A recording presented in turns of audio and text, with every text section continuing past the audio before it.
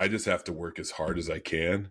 Mm-hmm. And then after that, whatever happens is whatever happens.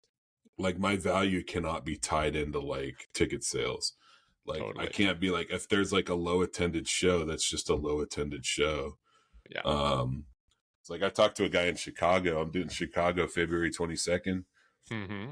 And like tickets are flying, man. Like it's gonna sell out, Dude, you're made of Chicago. You look at Sam I Miller love and Chicago, you think man. Chicago. Yeah, You're yeah. like, this guy is a hot dog with a mustache. Yeah, That is Sam yeah. Miller. He is My two favorite places, I joke about it, but my two favorite places that are like outside the Northwest to do comedy is Eureka, California and Chicago.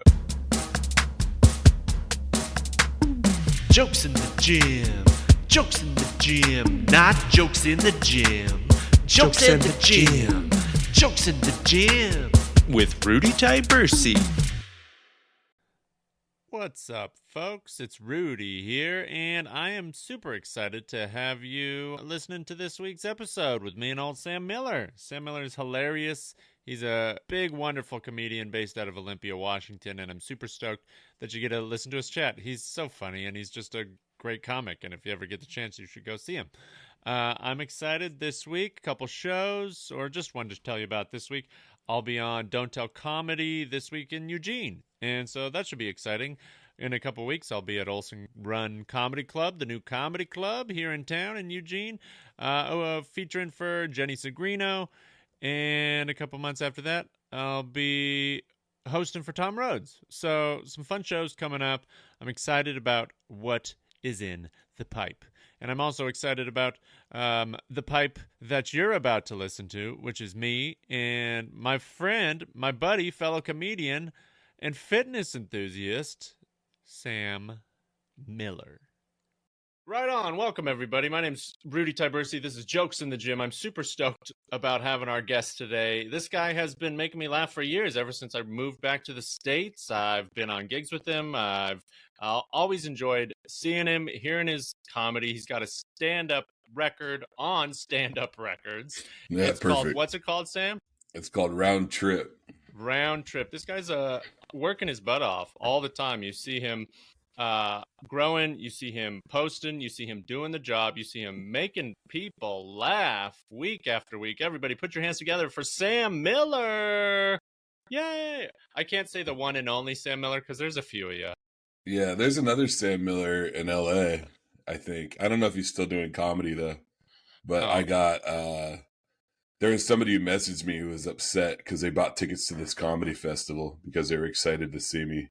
But then it was like this other Sam Miller. And, it was the other Sam they were excited about. It was the other Sam Miller. Yeah, and occasionally I'll get added. Like that's why I think he quit, because I was occasionally getting added to like Instagram chats.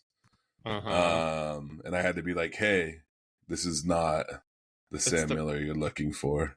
You got the wrong Sam. Yeah, I'm like, I'm in Boise right now. I'm not gonna be at this show in the Valley. So yeah.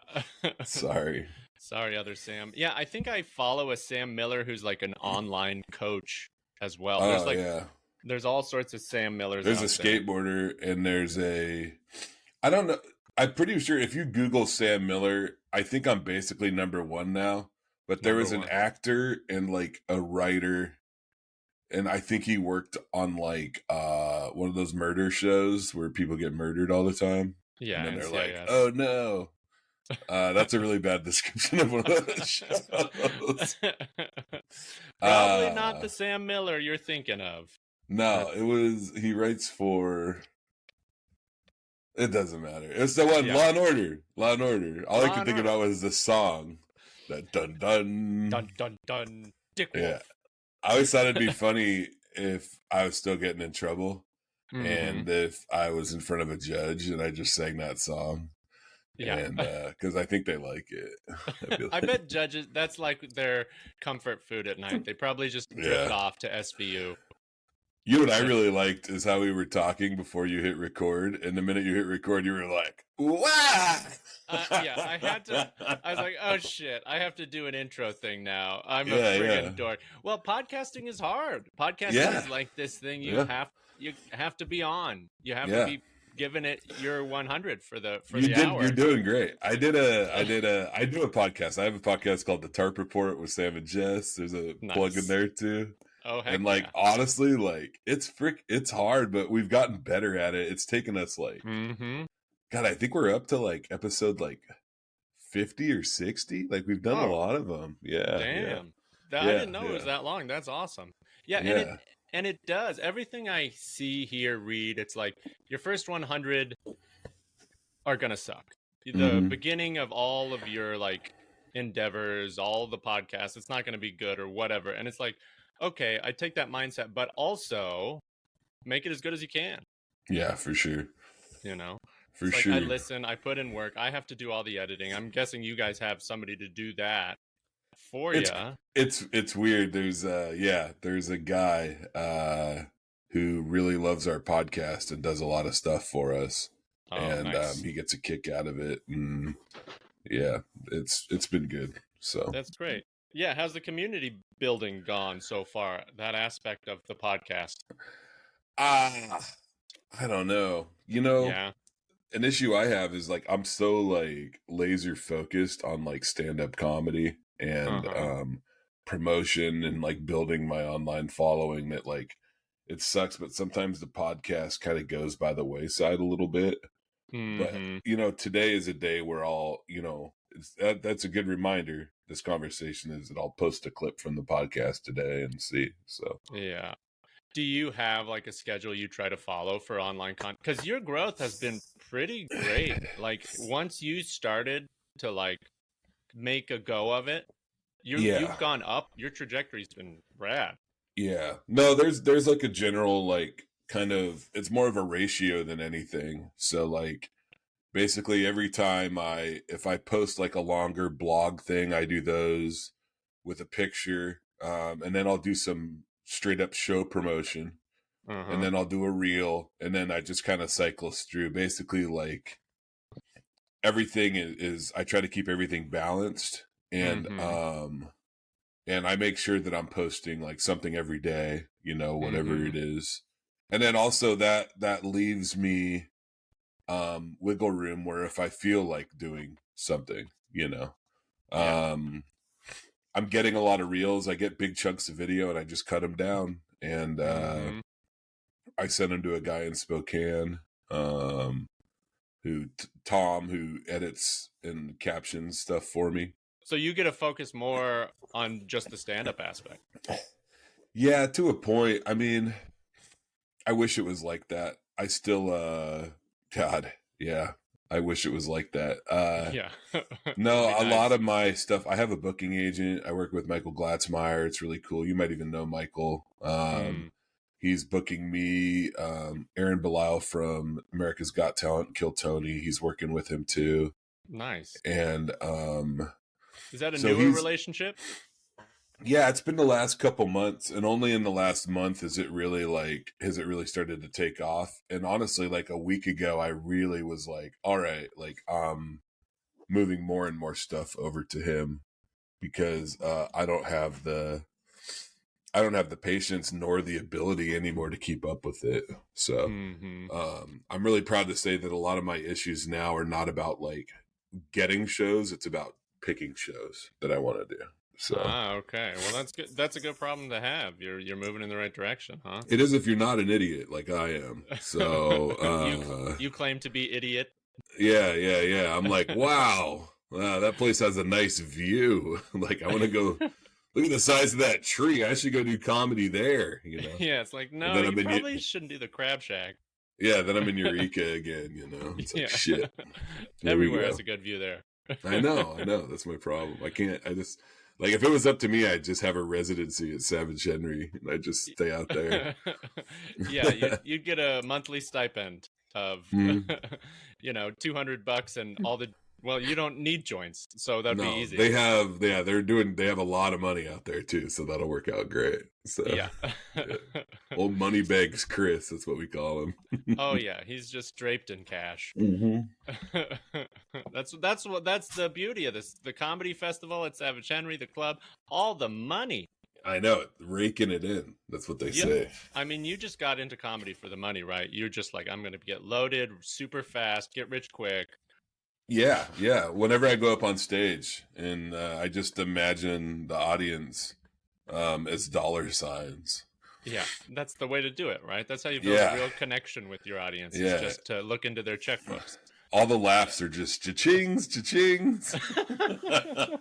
That's what it sounds like to me. Yeah, I even go up on stage, and I'm like, you guys are just numbers.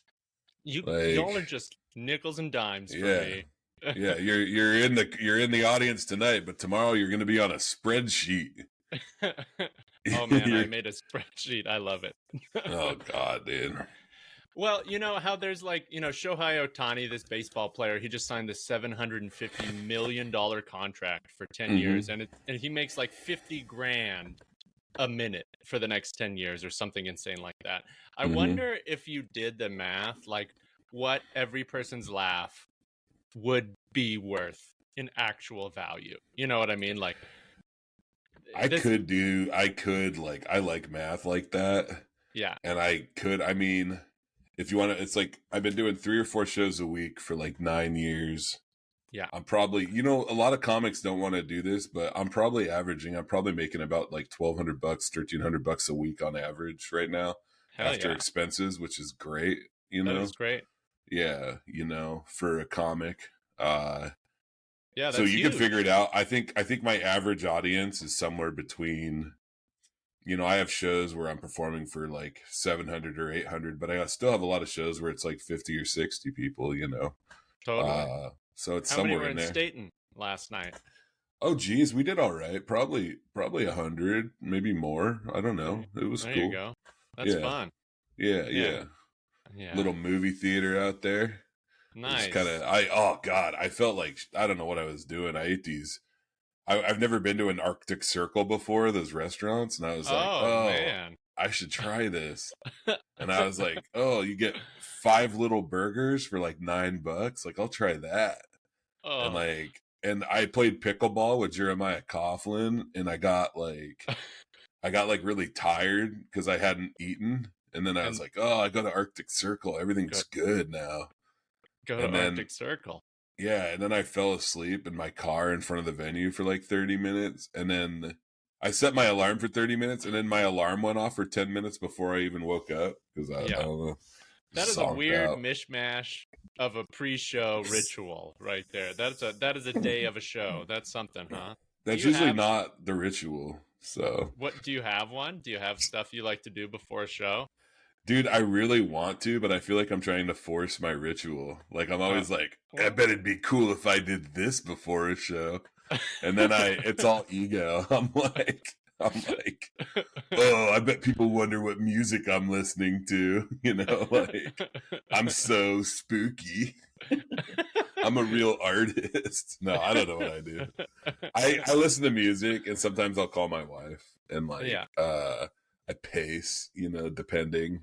I generally don't listen too much to the comedians in front of me, which sucks for them, but also I don't know, write me a letter, be like, dear Sam. And I mean, that's what openers would love, is if a headliner listens to them, but also what does that do? What does that even do? Well, I'm going to take them on the road with me, and I'm going to make their career happen. That's what a lot of people think. So, career maker Sam. That's it. Dude, I'm a star maker, dude. So that's what we got, baby. No. Star maker Sam. It's really dumb. The people that I bring on the road with me, they're just generally comics that I think are like funny, but they're also people that I'm like, I can get along. Like, I take Lynette Manning with me a lot of places. Like, I just get along really well with her. She's easy to work with. Used to have Sam Ellefson, and then he moved to Denver. Like a jerk. Like a friggin' jerk. Well, I mean, where you're based in Olympia. Yeah. Okay, so you're still there. Are you performing in Olympia much? You know what's weird, man, is that I have a really big draw in Olympia. And so I don't perform that much here anymore, because basically like maybe twice a year I'll do like a really big show in Olympia and kind of clean up, Yeah. Well, that's great. that's just the market for it, So Yeah. Did you have a way that you went about building a following where you were at?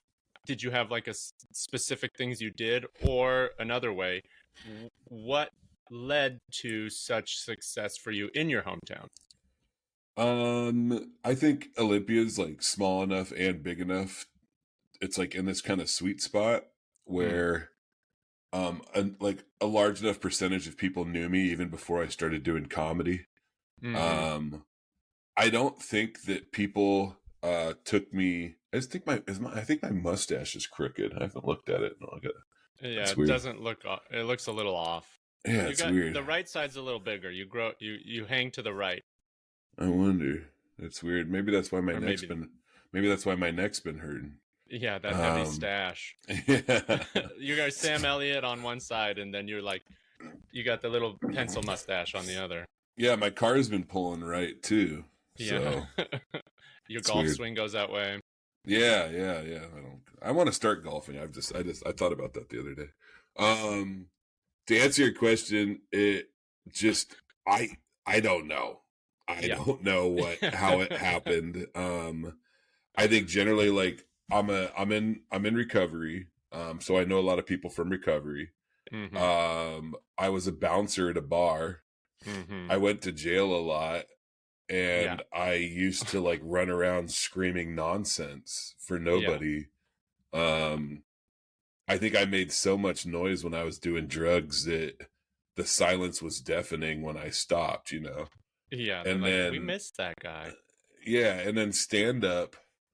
I think once people realized that like that I had like some ability.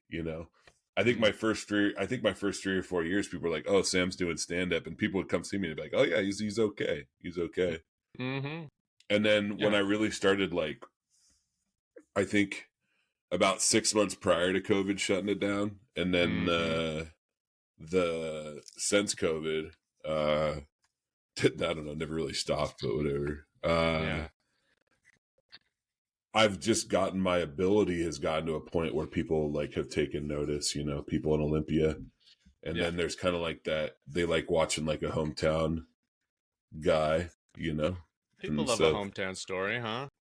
yeah, yeah, people Yeah. like my story. I used to be a little bit uncomfortable with it, the people being Yeah. like, "Oh, Sam used to be such a piece of shit, and now he tells jokes about how he used to be a piece of shit."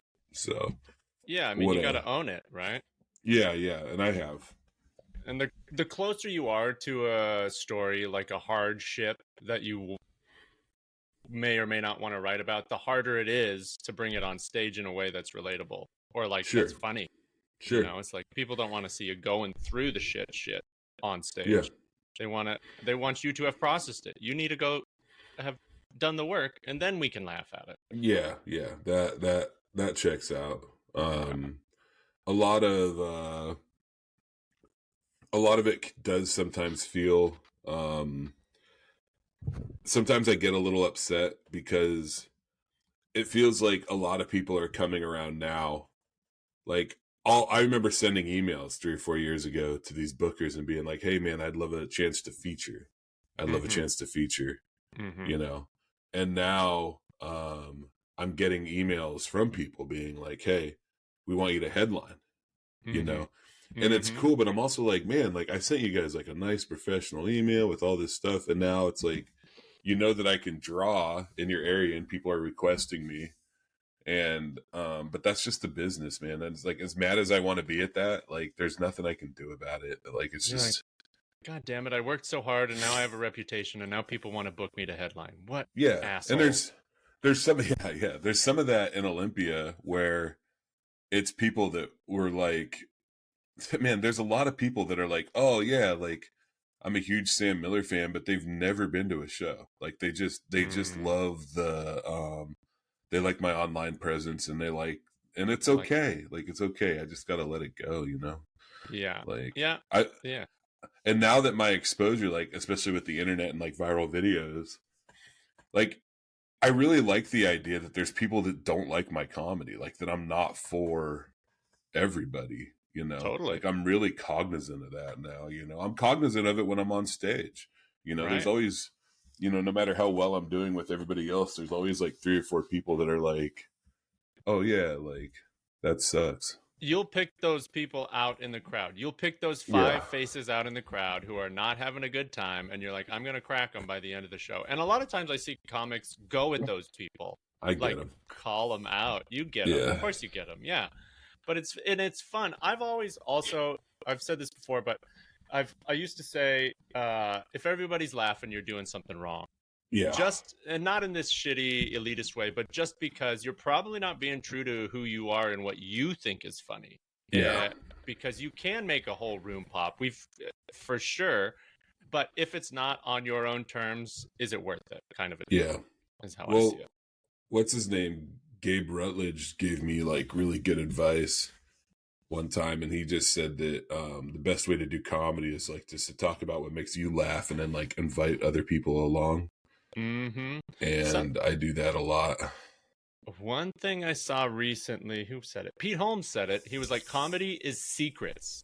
And I kind of like that idea of like revealing parts of yourself to the audience that you wouldn't normally say out loud in public. That's what people kind of want to hear. They want to hear the juicy stuff. I like that. Yeah, it's fun. It's like, oh, how can I share my secrets in a way that's relatable and fucking funny? So yeah, you're like, I love feet. Yeah, and the feet. And then you could write. You should do that, Rudy. You should tell people how into I feet love you feet. are. Yeah, Oh I'm not. I like breasts, but you just like. Let me see them hoofs, baby. Yeah, I want to see some toenails, girl. Girls and boys. I like weird feet. I like girls with limps. That's what I'm into. I like it like partial feet. Oh yeah, that's cool. Like frostbite. Yeah, someone had a rough hike. It's that they work. They worked for that foot. My friend got frostbite in Yakima. He got thrown out of a bar into a snowbank, and he almost died. His name was Daryl. That sounds like a scene from True Detective. Are you watching True Detective Night Country? We are, but I wasn't thinking about that. I was just thinking about Daryl. He did steroids. He was a weird dude, man. Daryl on the roids. What was he jacked, or was he just one of these weird people who He was pretty jacked, man. He was always trying to get me to do steroids with him. Yeah. And I always thought it was weird. I was like, no, I don't really work out. Why would I do steroids? And then I forgot it was a workout podcast. He did and he was like, no, they're really good. Look. And then he'd show me the bottle, and it was all in Spanish, and it had a cow, a chicken, a pig, and a goat on it. And I was like, this is for cows, chicken, pigs, and goats. No, that's good. You want the cow steroids. Yeah, there's no men on this bottle. There's no humans. They are all farm animals. Mm-hmm. But I've seen you post about working out, about fitness for a while. That's a part of your life.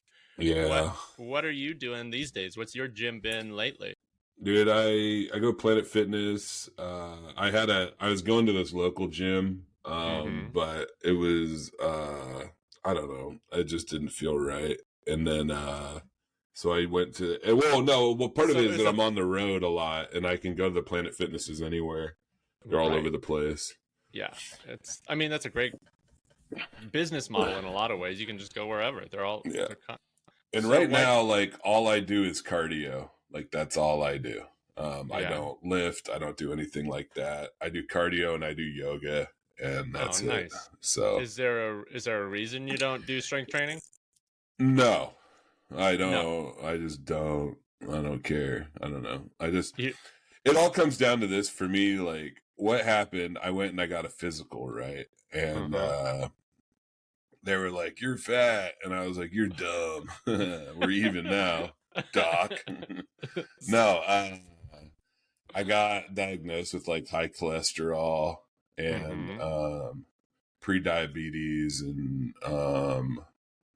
and they were talking about putting me on statins, and I was like, I had this doctor back in the day that I liked a lot more, and he was like, he's like, dude, he's like, if you just like work out, like your whole, like you'll do a lot better, like you'll feel better. and your health will improve a lot. And I was always like, okay. And then I'd do it for like a week or two, and I'd be like, oh, I'm gonna watch this basketball game, and I just wouldn't do it, Who needs But I don't it? know, this time just something about like I just don't want to take medication because I have a hard time remembering things, and I'm like, oh no, like how am I going to remember to take medication and like traveling with it, and like I just didn't want to. I'd take it if I had to, but I didn't want to. And then I told the folks at the doctor's office, I was like, hey, how about this? How about we test it again in 6 months, and I'll try to work out. And I did, and I started, and I found interval training, which I enjoy. Like, I don't enjoy it, I just like it more. Yeah. It's something about it, like knowing that, like, yeah, I'm gassed, but I'm going to get a break here in like 37, 36, 35. It's almost time to stop. I love the countdowns. Yeah. Yeah. And then, and I started doing it, and then gradually like went up and up in intensity. And like, I'm not jogging. I'm just, I'm running at about like, I think I do 3.5 miles an hour at like 15 degrees, and then, and then flat, and then 15, and then flat, and then 15, and then flat. And I still get really gassed. I don't get as gassed as I used to, but I'm still gassed. So how long is a typical session for you? 30 minutes. So 30 minutes. Yeah, I do 30 minutes. It's always the same. It's 30 minutes, and it's 3 or 4 times a week. And a thing that's funny about me, as big as I am, like, man, I can burn calories like fast. Like, once I get going, it's crazy, man. And I mean, and also I can tell if I'm half-assing something. Like, anything less than 30 is like, I know that that's not what I need to do. Like, it needs to suck, or it's not real. Like, that's like most things in life that are worth anything are hard, Totally. And it's gotten easier. It's definitely like a lot easier than it used to be. But I stay at it, and that's awesome. Yeah. That's and I feel and I feel so much better. So good. Yeah. That's the point, right? It's like, I think people don't understand that there are, even if you don't get the body or whatever you want, but there are immediate benefits physically, mentally, to exercise, like, that just kind of happen within the first week if you just stick with it and don't go fucking bananas. If you're not crazy, beat yourself into the ground, because that's where I often make a mistake, is because I'm like, I just want to go. I want to hit it hard. I want my body to be limp afterwards. That's how I was, and then I've kind of recently made the switch to be like, no, how can I use it to make it more beneficial to me throughout the day? Yeah. And I think once you do that, that's a huge turning point. Have you ever thought about adding strength training or some kind of resistance workouts in there? I think about it, but I haven't made that leap yet. They have, if I did it, I'm probably just gonna, I don't want to do a bunch of free weights and stuff like that. I don't know. I'm not one of those guys that like, oh, I hate gym culture. But like, I don't know. There's a difference between the treadmill people and the strength training people. And I'm definitely like a treadmill person, It's in Olympia, so people know who I am, and like I put on my headphones and I do my thing. Yeah. And then like literally like I leave, like I don't go change or any of that shit. I just like get in my car all sweaty and I just drive home and go. And then usually I'll start, it's funny. And then I'm like, and then I have this like boost of energy. And so I'll like clean or whatever, usually when I get back from the gym, Doing something physical is a great way to get other shit done, in my experience. It's like when I'm moving around, I'm like, oh shit, now like you said, now I have more energy to do other stuff. It's like, I get so much more done on my to-do list when I put a physical activity on there as well, because it just leads into the next thing. Amen. And Planet Fitness is great because you don't have to go to the free weights. There's a ton of machines that you could use too. Like, I just believe in the power of strength training so much. There's so many benefits that it'll reduce cholesterol. It'll do all the things Yeah. that cardio does as well. Yeah. Increase bone density and fight off osteoporosis. One of the things I Mhm. look at it as is preventative. It's preventative medicine. I've never Yeah. had good health care, so going to the gym has always been a way of fighting off the doc a little bit for Yeah. me. I just turned 40 and I hadn't focused on like mobility training or functional training until the last 6-12 months, and it's made a huge, I feel as good now as I ever have, and Yeah. it's huge. I love that you're doing yoga. How do you have anything that you follow, or do you kind of just flow? No, I just got to practice it. I took some classes with a local gal here that I really like. She does burlesque, and I've worked with her before. We've done a lot of stuff together in Olympia, and like, because I used to do this vaudeville show. It's like a variety show, and she's been a part of that. Her name's Leslie Baker, and she works especially with folks like me that come from like traumatic past or whatever, and like doing yoga that's kind of like designed for that, because I don't like people touching me. Like, I'm okay with hugs. Like, hugs are fine. But like, oh man, like when people put their hands on me, like their hands on my back, I'm like, it weirds me out. And so like massages aren't something I can do. So you got to open up that space some other way.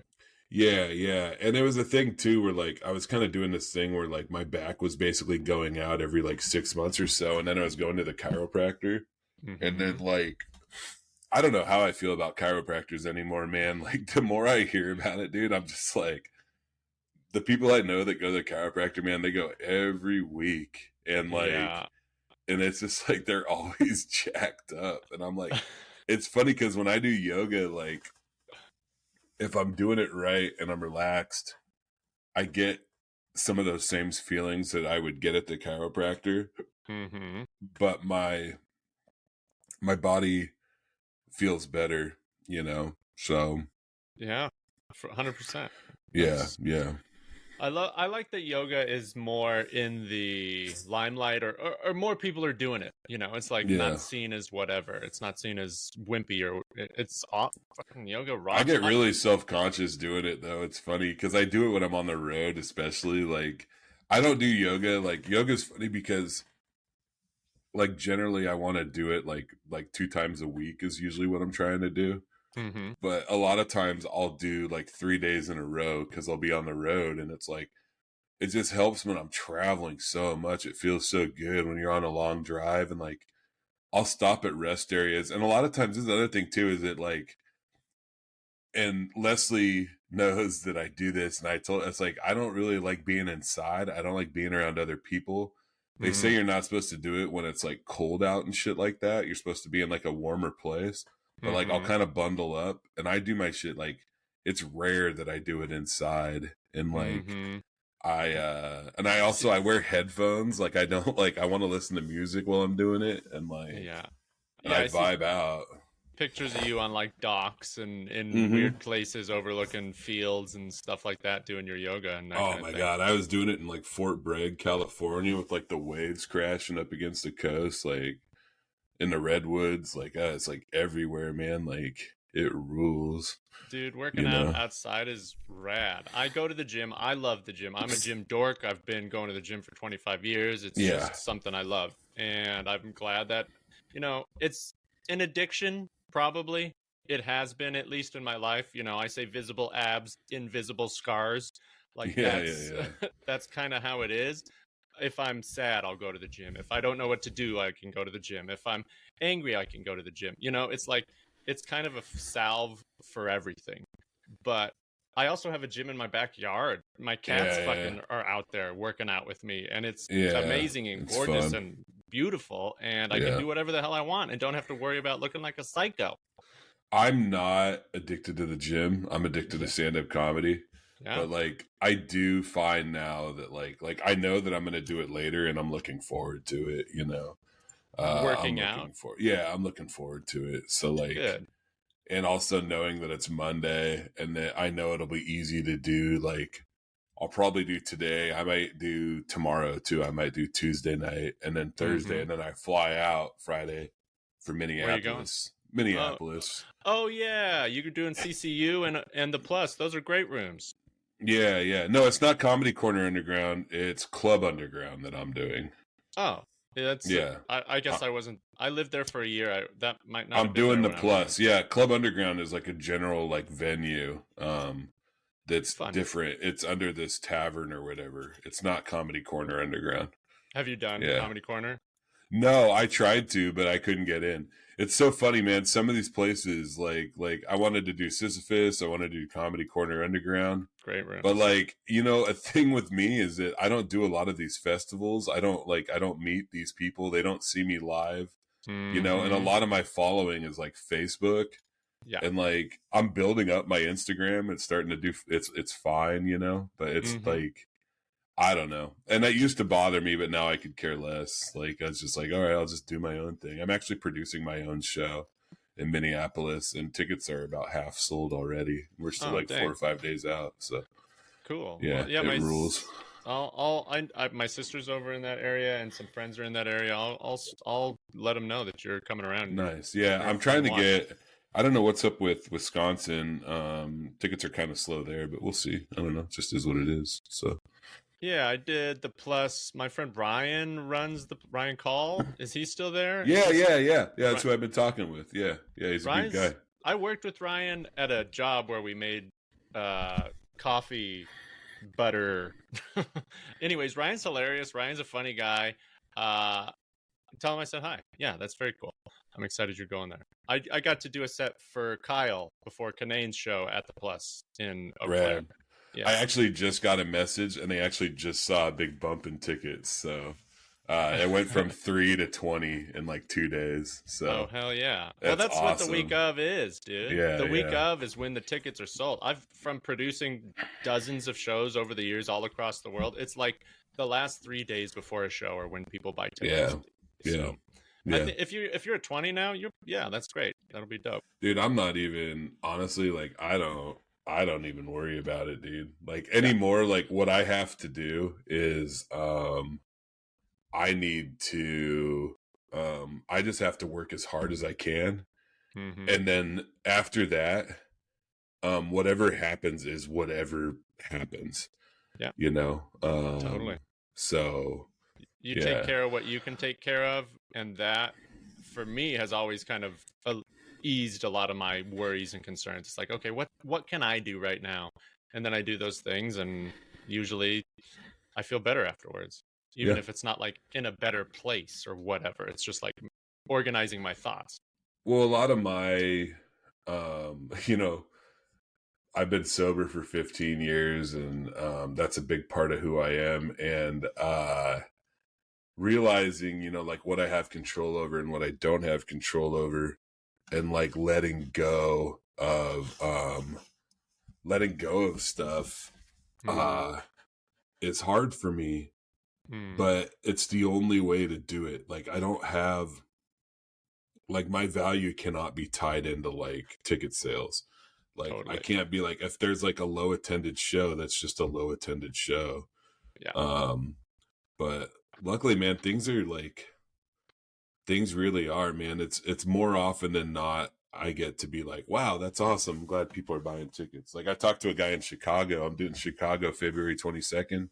And like tickets are flying, man. Like it's like, it's going to sell out, you know? And dude, you're made of Chicago. You look at Sam Miller and Chicago, you think man. Chicago. Yeah, you're like, this guy is a hot dog with a mustache. That is Sam Miller. He is my two favorite places. I joke about it, but my two favorite places that are like outside the Northwest to do comedy is Eureka, California, and Chicago. Hell yeah, like, dude. That's what I like, man. I'm headlining it. I just found out yesterday I'm headlining at the Laugh Factory again. In Chicago. Way. Yeah, they love me there, man. It's funny, dude. Like they're really good to me. They've been good to me, and I try to be good to everybody, dude. Like a lot of times, like I'm not like playing games or whatever. Yeah. But like when I'm at a venue, dude, I talk to people because I talk to people. Like that's just who I am. And a lot of times, like I don't like I don't talk, and it's not that I don't like comics. It's just like I like talking to like bartenders and shit, and like, and a lot of times, man, like the reason why there's a bartender named Joe at the Laugh Factory in Chicago that literally like got me a headlining spot. I didn't ask him to do that shit, but me and him just kind of hit it off. Heck yeah. And I did a guest spot. Yeah, and he watched my guest spot and he liked it. And then he like messaged the booker and was like, "Hey, let's get this guy." And then they got me for a whole week of shows. And then I'm at the Laugh Factory. I basically have a residency at the Laugh Factory for a whole week. I'm on every single show. And I met, I don't know, like 100 comics there. Dude. And they were all, you know, and I did what I do, you know. And it's like a high energy room with high energy crowds. And you know how I am. I get, you know. You get going. Yeah. It's just like meth, man. I'm good at it. You were pretty good at meth, huh? I was, and nobody gives me credit for that. They're always like, "Oh, I'm so glad you're sober." I'm like, should you be? I'm an idol in the meth circles. I'm like Macho Man in the meth circles. Yeah. Dude, Macho Man is one of my favorites. He's such a good dude. Did you ever see that interview where he talks about how he cries? No. Oh, it's so good. Like, he's like, "You're the toughest." You know, sometimes life gets you down and it's okay to cry. In fact, I think it's more manly. I was like, yeah, bro. Hell yeah, Randy. And now I'm going to kick your ass. Yeah. And then he did a fat line of fucking ketamine and Quaaludes. He's just like, and died at 48 or whatever. Yeah, and sad. That's kind of how it goes. So you said you played pickleball with Jeremiah, another yeah, beat his ass too. God damn, man. Suck it, Jeremiah. Yeah. I haven't played in like years, and I was like, oh yeah. Hell yeah. I don't know if I've played pickleball. What is the draw? I don't know. It's fun. It's a fun game. I haven't, like I said, that's the first time I've played in years, and I know it's like very popular. I think it's mostly that like aggravating noise it makes. It's so loud. Is it like squash? Is it in a box and you hit the ball against the wall? No, it's like tennis, man. Okay. It's like tennis, but with a wiffle ball and the court's smaller. Okay. It's great, man. It's really fun. Dude, I love hitting stuff, swinging stuff, chucking stuff. Sounds great. Dude, I'm about to go join a pickleball league. Hell yeah. Like, I want to go do like drop-in pickleball games. And I know there's a bunch of seniors, right? And I love hanging out with like older people. Like, dude, they rule. It rocks. Yeah. When I lived in Korea, I was the last gym I went to, I was the only white person who would go into this gym. And I was probably the only person under 60 that would go into this gym. And it's this tiny basement gym, and all these old Koreans would just be like looking at me, and it was so weird. One time the guy who worked there, he goes, the other people have complained about your wetness. That's awesome. Like, my wetness? Yeah. Too sweaty? Yeah. That's so funny. I'm a sweaty beast. Like, I get sweat. And I get it. But I'm like, this is the gym. I clean up. I'll challenge you. Clean up. I'll challenge you to a sweat off any day. Dude, let's play some pickleball and take a picture of our sweaty ass bodies, because I don't know. I see you. You look like you're a good sweater. But, man, I'm a sneaky sweater. I sweat with the best of them, my dog. I sweat when I think. Okay, yeah. Well, there you go. Yeah, I sweat when I do stand-up a lot because I got to think about my jokes and, like, what joke to do. You're like, it takes energy. Yeah, I felt weird on stage. I've had a hard time, like these mental blank spots lately. It's been strange, just the last 2 or 3 shows. But yeah, what do you mean? Do you know why? I think I've just been, I don't know. I don't know what the hell's going on. I'm just probably over it right now. So maybe you need a break. Do you ever like free up your calendar for a little, or are you too worried about your mustache? No. I'm not doing anything. I'm not slowing down. You're not slowing down. No, not right now. You got to keep on. Well, I mean, I don't mean a lot, like a week. Do you ever take a week? No. You're like, fuck that. That's a stupid idea. I did in the summer. We went camping. But I hurt my back and I really couldn't camp that well. Yeah. And Yeah. No, I got stuff. It's kind of funny because to me, like, it kind of is my break. That like comedy kind of is my break. You know what I mean? Yeah. Like it is what I do. You know. So Yeah, I mean you're a natural on stage, and it feeds the soul in plenty of ways, you know. exactly. Yeah. Do In you? fact, I just emailed. I might try to get on America's Got Talent. I almost got on 3 years ago, and then it went sideways. I need to blow my nose, Do it. and I need to get coffee. Great. Do you want to? We can keep chat. I can cut anything out if you got another Okay, 10, I'll be 15 quick. minutes. Great. Yeah. I want to keep going. Yeah. I want to keep Great. going. I just really want to blow my nose and get coffee. Do it, please. I wanted to do it 10 minutes ago. Oh well, do it now. Okay, I'll do it now. Thank you. Dude, I'm so pumped, man, to get both those. Like, I was really worried about Wisconsin and to get that. Get those to emails? get that. Yeah. I mean, just a second. I'm gonna say. Yeah. Something this guy real quick.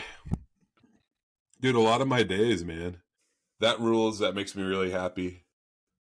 I'm going to push the show more today. We're looking good in Minneapolis, too. It makes me hopeful for future shows as well. I got a bunch of stuff coming up in the Midwest. Boom! Nice. Nailing it. Right on. Who's on your cup? It's Nicolas Cage. Brittany got me this. I love Nick Cage. What's You're my national treasure. That's great. Do you have a favorite Nick Cage movie?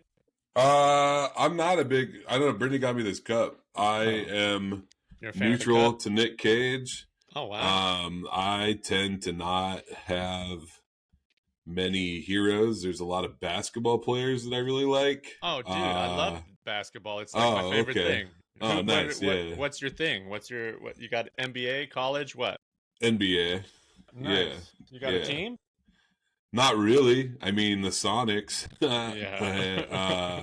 But I've decided that I'm never gonna be like all bought in because we don't have a team. But oh my god, when the Sonics, like, it looks like they're coming back, and like I'm just like I'm tripping out, man. Like, it's gonna be so cool, you know. The Northwest is pretty fertile for basketball, or it's more fertile than people will give it credit for. I think there's a lot of.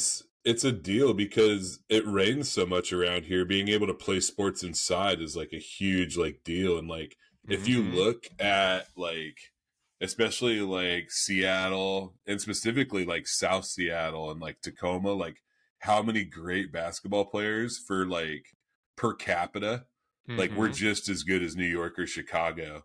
Like if Seattle was bigger, we would have as many players in the league as New York and Chicago and stuff, you know, like it's wild. It is ridiculous that Seattle doesn't have an NBA team. It is insane. Oh, It's a tragedy, dude. So you grew up with like Sean Kemp and Gary Payton and all that. Yeah. Sean Kemp, Gary Payton, Sam Perkins, Detlef Shrimp. There's this song called Slick Watts. Do you know the song Slick Watts? It's like a hip hop song, and all the guy does is says names of places in Seattle and players on the Sonics. That's literally the whole song. Listen to it. Look up. I'll send it to you sometime because I'll have to check it out. It's like on my workout playlist. That rules. I love the NBA. So who's your guys? Who are your NBA players? Who do you like? You know, I really like Ja before all this stuff went down. He's fun to watch. Yeah, he is. Honestly, like, I like the Wembanyama stuff. I think it's really interesting watching him. Some of the stuff he does. I'm a sucker for a big man. Yeah, I was like, because like back in the day, man, I loved Shaq. Oh my god, like favorite big man. I don't know. I think, you know, honestly, when I was a kid and like I was just getting into NBA basketball. Yeah. And knowing there was this dude out here who was like, they had to redesign hoops for in the NBA because like he was dunking so hard he was breaking things. It was like, awesome. Yeah, him. Obviously, like all the Sonics guys. So like Sean Kemp, Gary Payton, Detlef Shrimp, like those guys. But like current players, like I like Jokic a lot. He's fun. So cool. It's neat to watch him. It's funny watching other players watch him and being flabbergasted. They're like in awe. Yeah, and I hate to say it, man, because like I do like I don't dislike the players on the Thunder, but I hate the idea of that team. I get it. And it sucks because And they're a fun young team. They're they're like a so good like team. yeah, like Chet and SGA, and like SGA has like a legitimate shot of like MVP this year. It's kind of Um, nuts. They're good. yeah, yeah, and also I honestly like. I hate to say it. Well, I mean, actually, I don't because people watch movies all the time, like dramatic movies. Hmm. And dude, I love like the rivalries and like I love like contentious like playoff series. Oh And it's yeah. like there's gonna be a fight. Like I love that shit, dude. It My cracks me up. favorite sports time of the year is the spring because of the NBA playoffs. 7 Oh games yeah, between the same two teams where you're actually trying, as opposed to the regular season where it's like one and done. Don't really yeah, care. We're doing a Tuesday in February. Who gives a shit? But yeah, like yeah, in the yeah, playoffs, you're gonna get some elbows. You're gonna get some blood. You're gonna yeah, get some yeah. drama. You're gonna see rivalries create. I can't wait to see the Chet Wembanyama rivalry Oh grow. yeah. Some of That's these gonna be dudes fun. too. The what's his name? The Draymond Greens of the world. And who's the guy? He was on the Grizzlies, and then he moved Steven team. Adams. No, no, no, Uh, no. Who's that asshole? He was on the Grizzlies and then he moved and he was talking shit to LeBron and then like Dylan Brooks. Dylan Brooks. Yeah, What a dude. Like, loudmouth. dude, it's so great though. And there's a That- guy, Jason Williams on the Celtics. Like he's an asshole. I love it. Dude. It cracks me up, man. It's so fun to watch. Like Draymond, nobody got me more angry than Draymond when I was a Blazers, like deep into the Blazers playoffs, watching the Yeah. Blazers. Like he just really got under my skin, and I thought he turned a corner, but this year he went kind of psycho again. No, dude, he's got this stuff, man. Draymond's actually a guy who like that feels like there's something seriously out of whack, and like Hmm. that's a person that I think might at some point do like he's already taken like some of this stuff, like the one where he hit the guy on the Suns or whatever, the last one that he got Nurkic. the huge, yeah, Nurkic, when he got that huge suspension. If that spinning back fist he did or whatever the hell, if that hit Nurkic on the button, you could be talking about like a broken jaw, Yeah, something like that. Because like these NBA players, they're not UFC for like they're not ready for this. Like they don't know how to take punches. it's a physical Nurkic game. might, but Nurkic might. But Nurkic's dad was like the chief of police. oh yeah, it's And crazy. The Eastern Bloc guys, man, they're not messing around, dude. I love those Yeah. big bruisers from Eastern Europe. Do you remember a guy Nikola Pekovic? I think he was just this huge bald bruiser who's like 7 feet tall. I just love Yeah. these kind of big guys. Steven Adams is another one of those. Anyway, They're all effort. Steven Adams seems like a sweetheart though. Like he's I really love that guy. Yeah, good to people. He's a guy I would love to have on my team. He just got traded to the Rockets. I was Yeah. bummed with Draymond this year because not 2 weeks before he hit Nurkic, I watched this show on Prime with him and Deepak Chopra. I Yeah, freaking yeah, yeah. love Deepak Chopra. And Yeah, it was yeah. all about him like taking steps forward in his mental game so he could be better on the court. And it's like that's what I want to see. And then he's just doing the same old bullshit. He can't, the scorpion and the frog, man. Like Yeah. it is what he sucks that it's is. like that. Yeah, I have guys. There's guys in the comedy world that I don't like. I don't really have any enemies in comedy anymore. Mhm. There's a couple folks that I really dislike greatly. There's a lot of people I'm just neutral to. And there's a lot of people that I know just to steer clear of because they play games, man. It's like this, it's always, nothing is quite as it seems, Mhm. There's one guy who asked if I wanted to feature for him. And I was like, in Idaho. And I was like, oh, sure. Like, what does it pay? And he's like, well, check this out. Like, here's this link. Let me rap at you. There's a link to a Google Doc, and there's all these other comics on this Google Doc. And he was like, where have you worked before in Idaho? Like, I'm talking to him on the phone. I'm looking at this Google Doc, and I gave him the name of a venue, right? And I'm talking to this guy on the phone. And then literally, he's like, well, hey, let's give him a call. And he calls the venue, and all of a sudden this booker, who I've never talked to on the phone before, only talked to her in email, He goes, "Hey, by the way, I'm here with Scott Miller." And I was like, "It's Sam Miller," and I was like, "I'm so sorry. I didn't know he was gonna call you." And he's like, "Well, anyway, Sam told me that he's worked there before, and my name is da-da-da, and I've been on da-da-da," and he told his like corny little credits or whatever. I haven't been booked at that place since, because no Weird. matter how much I say, I was like, "Hey, I didn't know that was gonna happen," you know. So is he just paying you in favors or in No, introductions or what? no. What he does is he asks comedians to feature for him, but what he really wants you to do is produce a show for him. Like, it's what it Okay. is, dude. It's like comics are hesitant to produce their own shows, Yeah. but they are so excited about feature work, because Mm-hmm. it's easy. It's It's the easy. best job Like, in comedy. yeah, exactly. I don't have to. I mean, the money's not good unless you get Yeah. with somebody big. Right. But I like, as a headliner, dude. It's funny because like on stage it rules because you get to do more time, Mm-hmm. and also the crowd's already warmed up when you get up there. Totally. You have to deal with check drops and things like that, but that's whatever. Yeah. But I don't give a shit, man. Like, I don't want nothing to do with that stuff, man. They can fuck off, Yeah. honestly. I don't mean to Yeah. swear, but like, it's like I work so hard at comedy, like I suffer no fools. Like, I don't, and it's Mm-hmm. weird too because I don't go online and I'm not like, I'm not working with so and so anymore. Like, I don't do any of that. Yeah.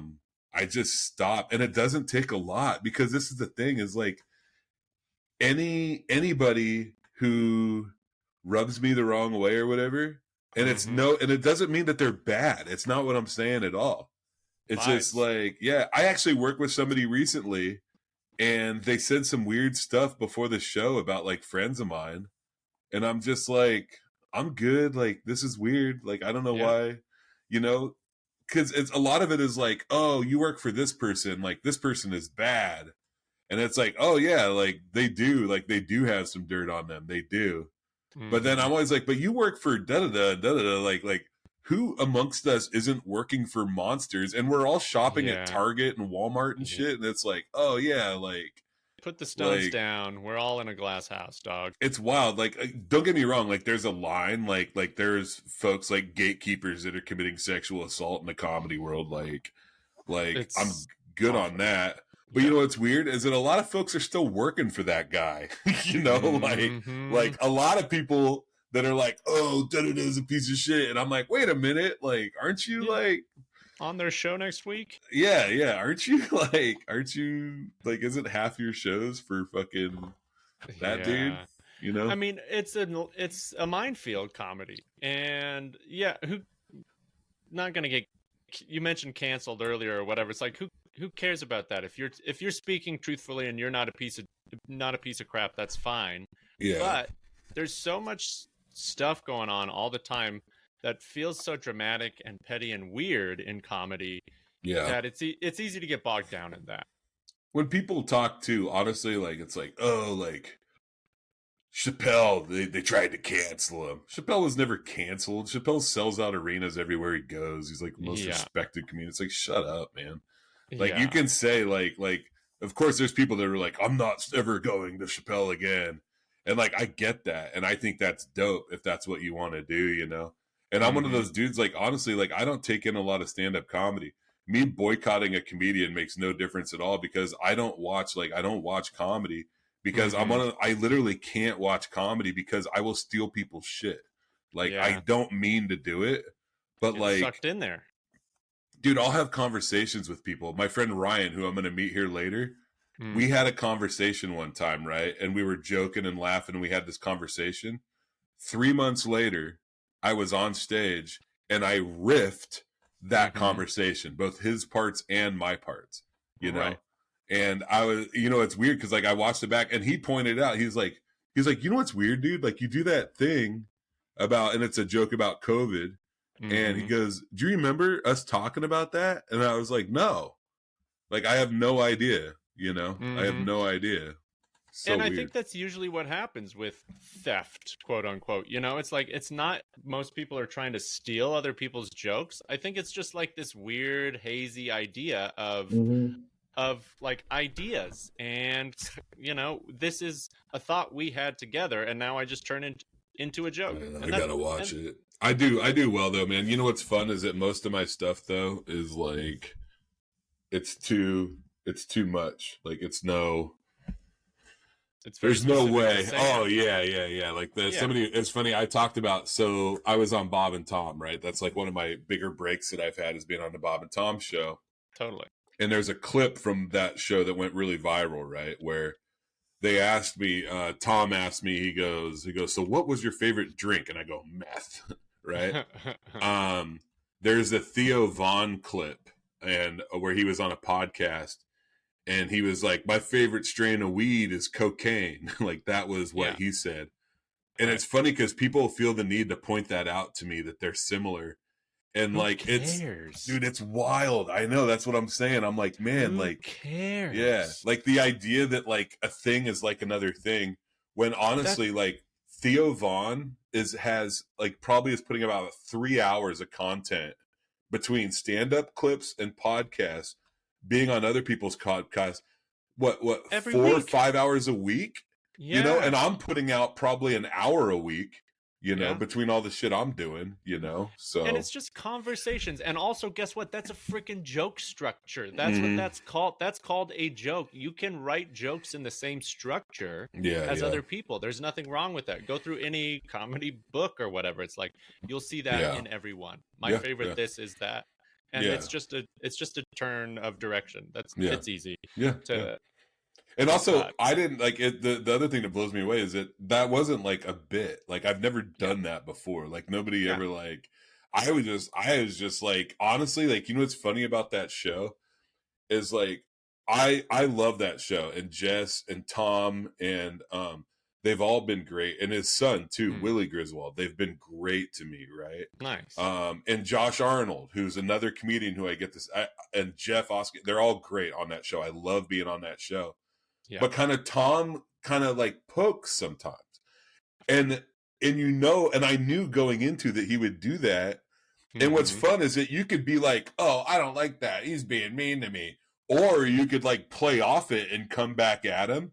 And the minute you do that, you can see him. He loves it. He loves it. Totally. He pokes because that's what he does, and it makes good entertainment thing. Yeah. So when he asked me that question, I'm not just thinking like this is funny. I'm like, this is me putting a flag down. Like I'm like, I don't, because I'm not ashamed of, like I don't live my life in shame because I used to do methamphetamines. Like I don't give a shit. It's made my career. Yeah, totally. I'm more interesting than 90% of the comedians out there because I did meth. Everybody else is just doing their bullshit weed jokes. Like, oh, I got so stoned, I stared at a tree. It's like, wow. God, slow down. Oh, that's rough. Yeah. Dude, I'll do comedy shows places, man, and there's always like some like long-haired dopey host, and he's like, anybody out there like to smoke weed? And we're like, you do. And that's everywhere. That's just, and you've got to play your cards, and you do a great job of that. When you tell jokes, most of them, 80% of them are jokes only Sam could do. Yeah.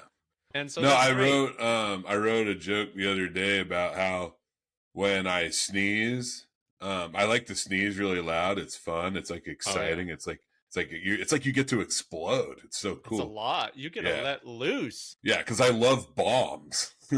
Anyway, I'm probably seeing how close I can get to being on a list or something. I'm like, with your sneezy bomb joke. Yeah. But sometimes when I sneeze real hard, and I'll fart too when I sneeze. But nobody can hear the fart because my sneeze is so loud. But now everybody thinks my sneezes smell like shit, Yeah. See, that's the kind of dumb shit. Like, no, I don't think anybody else has done that one. So I haven't seen it. No. That's hilarious. Yeah, it's pretty sweet. Well, I know you said you're going to get some kind of award from Olympia or from the state soon. Yeah. That kind of stuff you can't plan for any of those kinds of things, really. But do you have like goals that you're working towards, whether that's comedy goals, physical goals? Do you have stuff that you're like shooting for? Dude, yeah, but also no. Yeah. Honestly, like, um, I put my head down and I lift Mm-hmm. it up to talk to people. Mm-hmm. When I get done with this podcast, I'm gonna walk my dog with my mom. Mm-hmm. Uh, I'm going to go downtown, and yeah, I am. I'm going down to the Washington Center for the Performing Arts because I'm getting an award for achievement in the arts here in Olympia, and Mm. I'm really honored. Gabe Rutledge got it last year, and I got it this year. I can't wait. I get to call him here in a little bit and be a Heck shithead to him. yeah. Have you done Yeah. Margaritaville yet? Have you done What? that room? There's a Margaritaville that Levi Anderson in Medford runs. I got to headline Margarita Freakinville a couple months ago. Gabe, I think, did it before me. That was one of the ones before me, so that's why I asked. I've talked to that dude before, but it's never really worked out. And it's not. It's no disrespect or anything. It's just Yeah, we just haven't.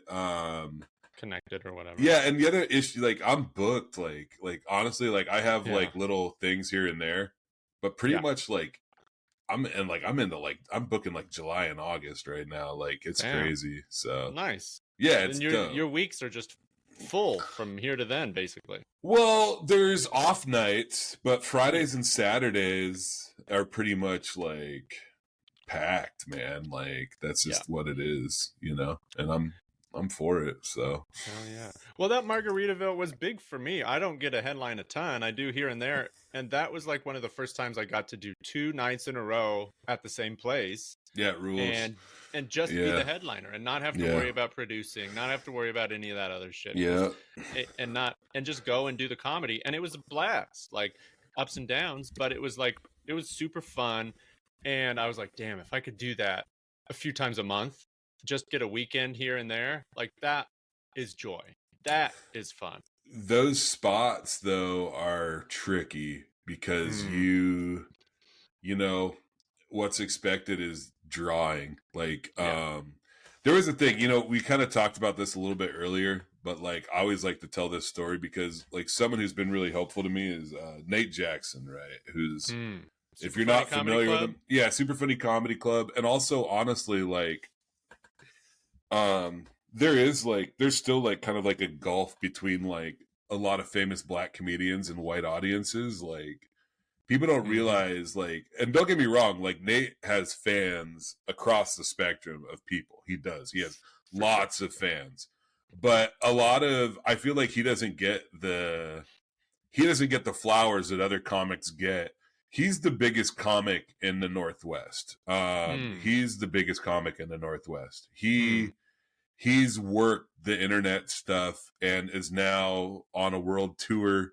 And he's doing bigger rooms than anybody from the Northwest is doing, like by far. Like there's nobody, like it's just, he just blew up.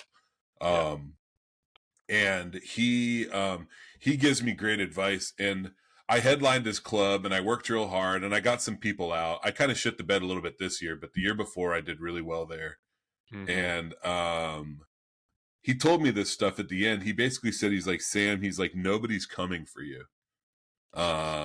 Nobody's coming for you. And like, you can't impress anybody enough. You know, he's like, you're already funny.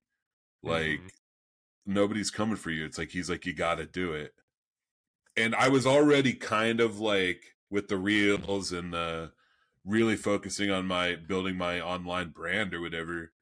And then it was weird because when he told me that, like part of it makes me kind of sad. It's like, man, I can't just like get like signed to some like agency and everything was going to work out. And it's like, no, it's not going to happen. It's not going to happen. But in a weird way, it was also like, oh, wow. Okay. Well, then I can do it. It's up to me. And I'm like, and I want it. And then boom. And it's a lot like, it's funny because it ties back into like working out, you know, 100%. It's like this shit sucks, but it makes me feel better. And like, I want to do comedy at a high level in dope ass rooms.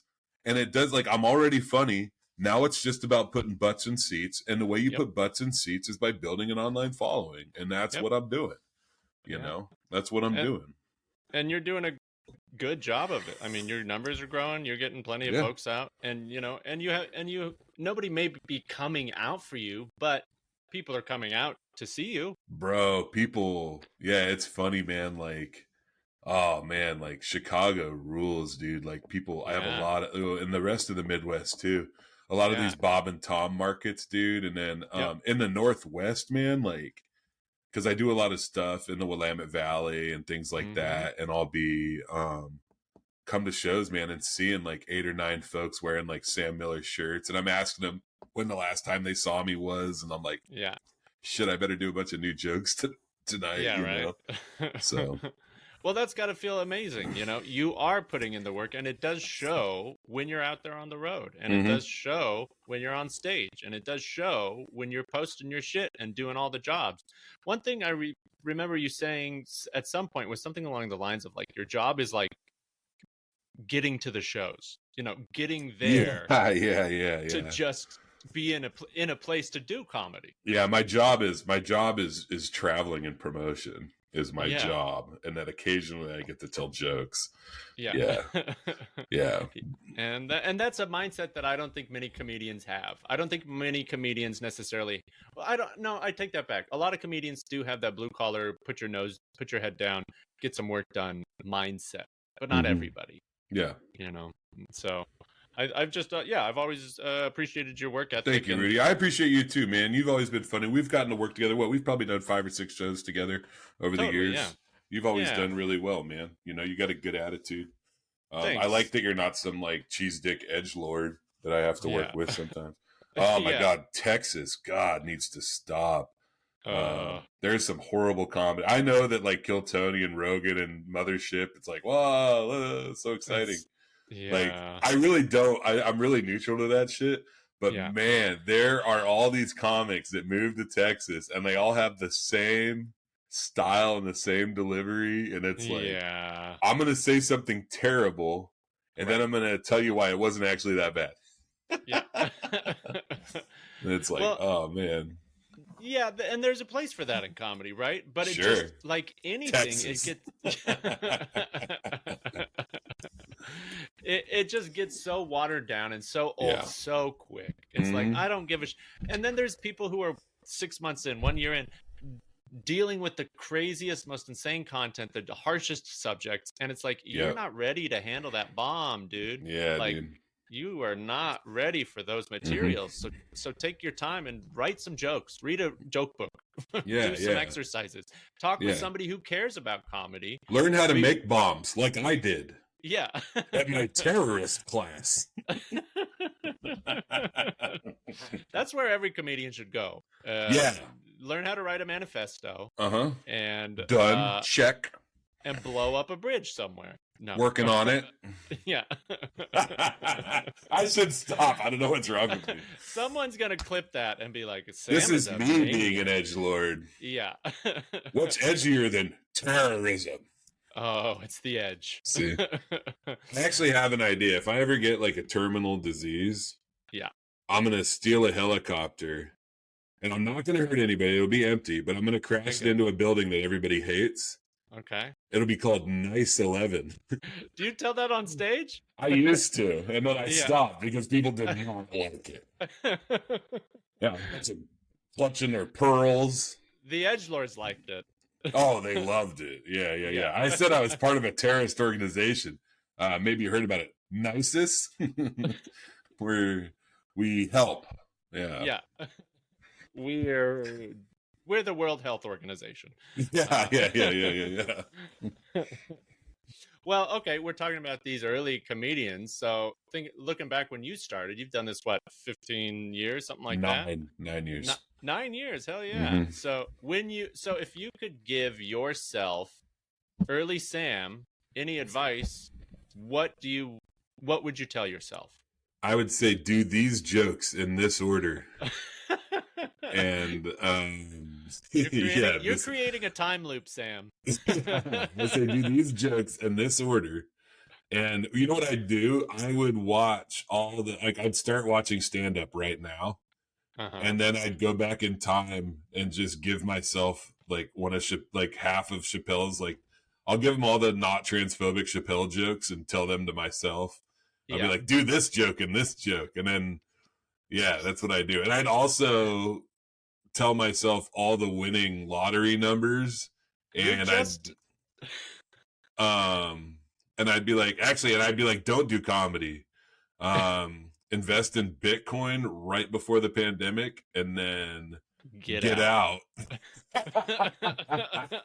This is Before. just Back to the Future, Sam. Oh, okay. Okay, so I'll answer it seriously.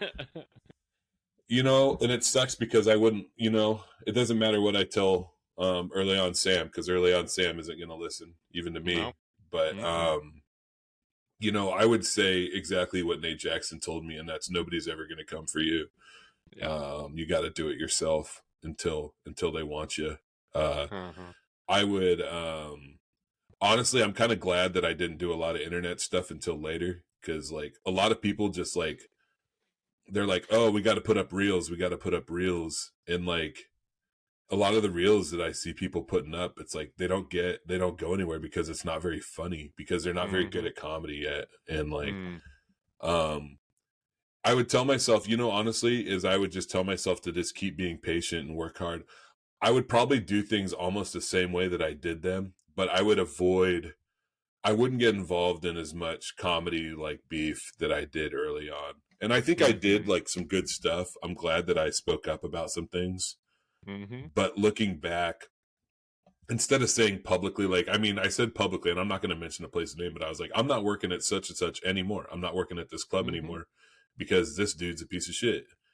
And looking back in time, what I would have done is I would have just stopped working there quietly until they made the changes, and there's a few reasons for that. And one of them is career wise. The other one is because I wound up centering myself in that debate. And instead of them actually talking about what happened at the club with the owner of that club, they wound up being like, oh, Sam, and then what happened is people kind of came after me, and instead of me talking about like, or centering the people that were affected by the abuse, it wound up just being me like defending myself, because I was like, because no matter what, like I'm watching like stuff play out right now, and like I'm not going to name specific, but I see this stuff in comedy happening, and people are upset at this club and that club. And honestly, I think it's dope that people are like, hey, like I'm not working there anymore. That's good.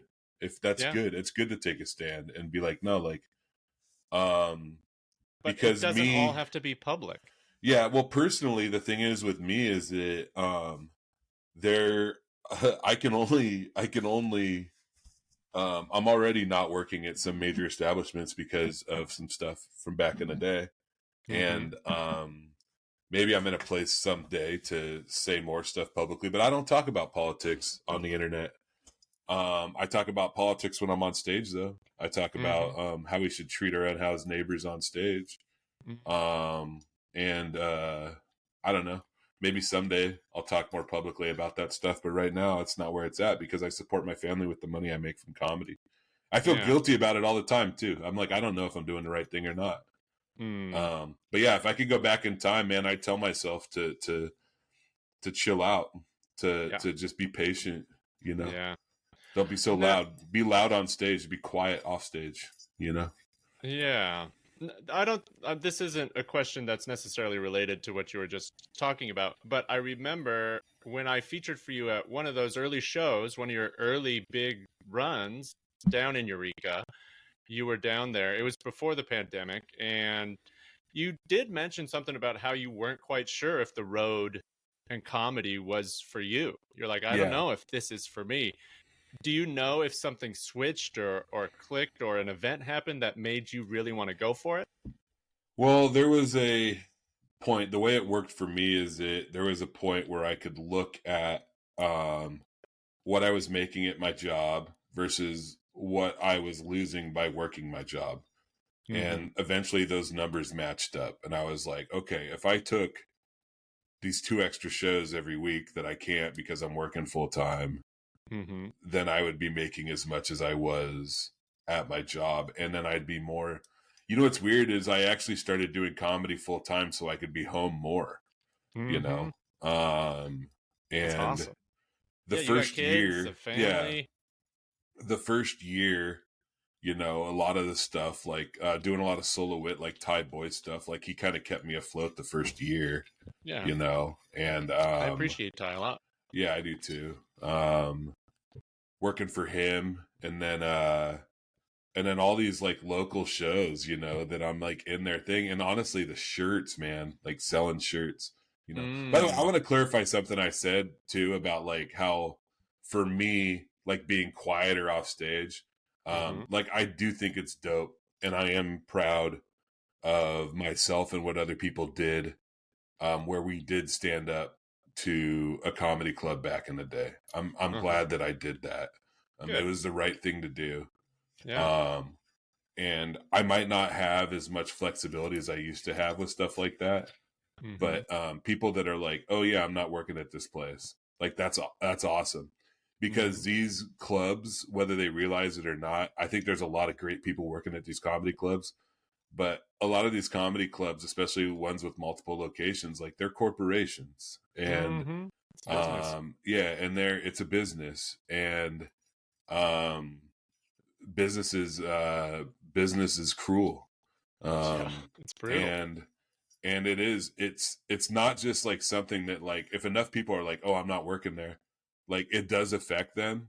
And also it'll affect you because you might feel better about yourself because you're not jumping through those hoops and stuff, you know. Absolutely. So, I mean, it makes you be able to sleep easier, you know. By the way, if you're part of one of those large comedy corporations and you're watching this, please hire me. I'll do anything for you. I will. Yeah. I'll do whatever Sam you will want. do it all. I'll do whatever you want. Need. This guy, I mean, you were living under tarps. Yeah. And if you're from Live Nation, I've heard nothing but good things. Ticketmaster, reach out. Yeah, please let Sam know. Yeah, the Helium conglomerate. God, man, it's crazy. Chucklebone, Funny Zone. Yeah. Chuckle Hut, Come and Laugh, CUM. That's the name of my comedy club that I'm opening. I like Laugh and Come. Laugh and Come. That's even better. Yeah. That would be a fun club to design. Yeah, come on, guys. See you. Come on, guys. Yeah. There's no comma in there. You know what would be the best comedy club name is? What if the comedy club is called Anyway? What else is going on? I have this old bit where I like to do sometimes. It's like it's a fact that every comedian is better when they have a tagline, something that everybody knows. They got a saying, and mine is, I guess you had to be there. Yeah. My label was worried because one of the clips that did really well on Bob and Tom was me telling that story about Here's Good. Yeah. And that people used to call me Here's Good because I would get drunk and I'd pass out in like bathrooms and people would be like, dude, go sleep on the couch. And I'd be like, Here's Good. You know, like, and he was worried that might turn into a thing. Here's Good, Sam. Yeah. Well, Sam's good. I'm having intrusive thoughts, and I just thought about biting my microphone to see what it would sound like, but I don't think I will. You're not going to do that? No. It's kind of interesting. Sometimes you just want to put your teeth on something, huh? Yeah. Sometimes I say things on podcasts, and I'm like, this is not good podcasting. This is just bad for everybody. Yeah. Nobody wants that. Well, you don't need to bite the mic, but I am glad that you joined for a while, Sam. Yeah. It's this always was fun, Rudy. Good. I'm glad. It's always so nice to catch up, and it's fun to see. I wore your shirt the other day. It's in one of my workout videos. Why don't you wear it today, you fucking bum? I tried to find it. I couldn't. It's lost in my closet at the moment. I tried to find it. Yeah. What a fan.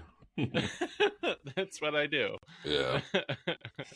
Well, Sam, I appreciate you a lot. It's fun to watch you work. It's fun to see you grow, and if you ever get a chance to go see Sam, you should do it. I want to leave people with this. Remember, weed is worse than you think, and meth is not as bad as you think. Okay, that's great to know. That is a piece of advice. That'll be the title of this episode. That'll be the title of the app. Yeah. All right, Sam. Anything you want to plug real quick? Sam Miller Comedy on Facebook, Sam Miller Comedian on Instagram, SamMillerComedy.com. Sam Miller comedy, baby. Yeah. God, Sam Miller comedy. Sam Miller. Just Google me. That's what you can do now. We should. I want to have a video call with you and all the other Sam Millers someday. I know a skateboarder, some other people, because I don't know why I friended a bunch of Sam Millers on Facebook. I was like, they're around. Let's go, man. Yeah, let's start our own community, our Sam Miller community. Yeah. The more famous I get, the worse it is for them, too. They're like, oh, I'm going down oh, like that comedian. That's got to the guy at the Laugh Factory? Yeah. So... Right on, Sam. You rock. Well, give it up for Sam. I appreciate you and your time and your comedy. And we'll be in touch, my man. That sounds good, Rudy. Thank you for having me. Appreciate it. Jokes in the gym. Jokes in the gym. Not jokes in the gym. Jokes in the gym. Jokes in the gym. With Rudy Tibersi. I just have to work as hard as I can. Mm-hmm. And then after that, whatever happens is whatever happens.